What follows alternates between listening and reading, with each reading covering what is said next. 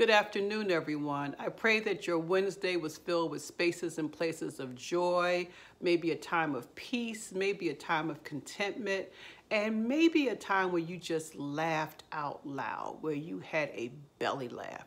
I spent this morning after I woke up just looking at stand-up comedian sketches, their bits.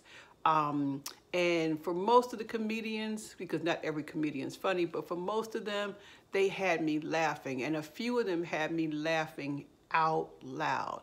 What a joy. It does something to your body to laugh out loud, to laugh so hard that tears are running down your eyes. There's even something called laugh therapy and laugh yoga, because when you laugh, you begin to move the oxygen in your body and it begins to awaken the endorphins. It can take you out of a state of depression. It can help to lower your anxiety. So there are benefits to laughing, and I invite you to do so on purpose. We're continuing our conversation about toxic relationships, and we are beginning by looking at how unhealed childhood trauma shows up in our adult lives, and we will then really begin to unpack how it impacts our relationships. Today I'm combining two, that's why I have my glasses on, just to see the titles. The first one is deprioritizing our own needs. If you grew up in if you grew up during childhood in a dysfunctional family, or you have been traumatized, you may have grown up believing or even being told that what you thought, what you felt, what you needed did not matter. It was not as important as the other people in the house, as your caregivers, as your parents, or as the identified addict or alcoholic or parent with an untreated mental illness. Your needs were not a priority. You know, I grew up, as I said, if you read my book, I grew up in a lot of households, but a number of years I grew up with a relative and her sons, and her focus was on trying to provide for the family. Their focus was doing whatever they did. And so I grew up believing that what I needed or wanted didn't really matter. And it didn't matter to me either, because I was trying to stay as quiet as possible. But I want to give you an example. Let's say that I remember distinctively when I grew up in New York City, so I was in junior high school, and there was a field trip on the weekend. We were going to see a performance because I was in the orchestra. And, you know, because I felt so small and so diminished, I never asked permission. I never got the permission slip signed, but I was still determined that I was going to go. And so, you know, because I had not done those things, I did not have the privilege of having the adults in my life to assist me in getting to the school, or to assist me in preparing properly for this particular field trip. And things did not go well. And we won't go into that whole long story, but just trust and believe, you know, when you are a child and you are taught, or you believe that your needs don't really matter, you make an attempt of trying to take care of yourself. And in some instances, you do a good job because you have to, because it may be a matter of survival, but you still are a child, so you do it from a child's perspective. And for some of us, you know, some people may have been clear that their needs weren't being met, but for some, we didn't even know we had needs. We didn't even know that we never even gave ourselves permission to say, what do I want? Because we were raised in an environment that said children should be seen and not heard, do as I say, not do as I say, and not what you see me do. So we just look to others for direction. And how that shows up now is we continually put ourselves second, third, and last place. And we may disguise it as, I just like helping. I just like making sure everyone else's needs are met. And you may very well do that. You may really have the gift of hospitality, but the problem is you're not giving yourself that gift. You're not giving yourself the very thing that you shower on other people. You may go out of your way, if you have children, to make sure that they have a particular outfit, that their hair is done, that they have all the things they need. And then when you look in your own closet, you're lacking. You still have clothes from 10, 15 years ago because you haven't taken the time to honor yourself and go buy yourself something that you want. You don't even know what you want. You know, and I'm laughing because that was my story. I still struggle with that, of giving myself permission to even ask myself, what do I want? What do I want? As good as I tried to be with my children, let me try to be that good to myself. And it's a process, but I'm here to tell you, I have a much better sense of what I want, what I need. When my marriage ended, I renovated my entire house because I finally had an opportunity to ask myself, what do I want?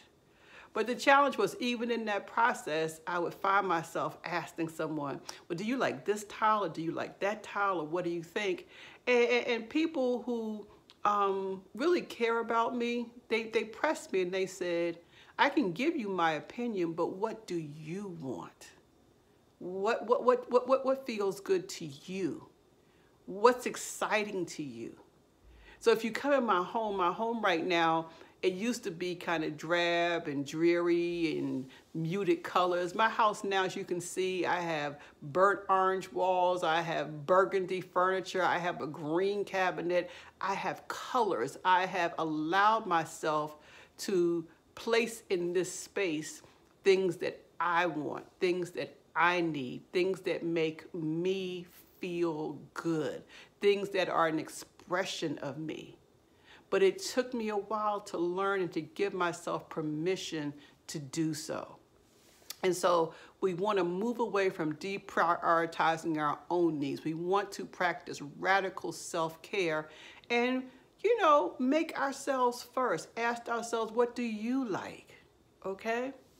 And then the next one I'm putting with it is need to prove themselves. And that comes under also when we talked earlier about people pleasing. If you grew up in a dysfunctional household, if you grew up as having been traumatized as a child, there is an innate need to prove that you are worthy. Because trauma and dysfunctionality comes with a sense of shame and a sense of guilt. And so our way of combating it is we need to prove ourselves. We need to prove that we're competent. We need to prove that we have some level of expertise. We need to prove that we're worth loving. That's what it comes down to. We try to prove that, you know, and if anyone comes against that, oh, our feelings are completely hurt and we kind of lash out. So we tend to study harder. We tend to be more prompt. At least that's what I did. You know, I lost myself in the world of books, and so I became I had a wide breadth of knowledge, you know. And I think that, you know, I do like reading. I did like the escapism because it took me out of my then reality. But there was also an inner need to prove that, okay, well, I may have been not raised by my parents. I may have been, you know, finding experiences that I could not really understand, but I can prove myself in this area. I can prove myself academically. I can prove that at least there's one part of my life that I can have some degree of control over. And some of you, it may not have been schoolwork. You may have needed to prove yourself in a sport, or you may have needed to prove yourself with the people in the neighborhood. Maybe you were the best bully around. Who knows? But if you have been traumatized, or if you grew up in a dysfunctional family, it always comes with a sense of guilt and shame. And unfortunately, we feel like it's our fault. We feel ashamed as if the dysfunction and the traumatization is something that we caused that has made us defective. And that is emphatically not true. As I say, you are fearfully and wonderfully made. You are the best you that you can be. And whatever happened to you, whatever dysfunctional environment you found yourself in, you did not create it. You did not ask for it.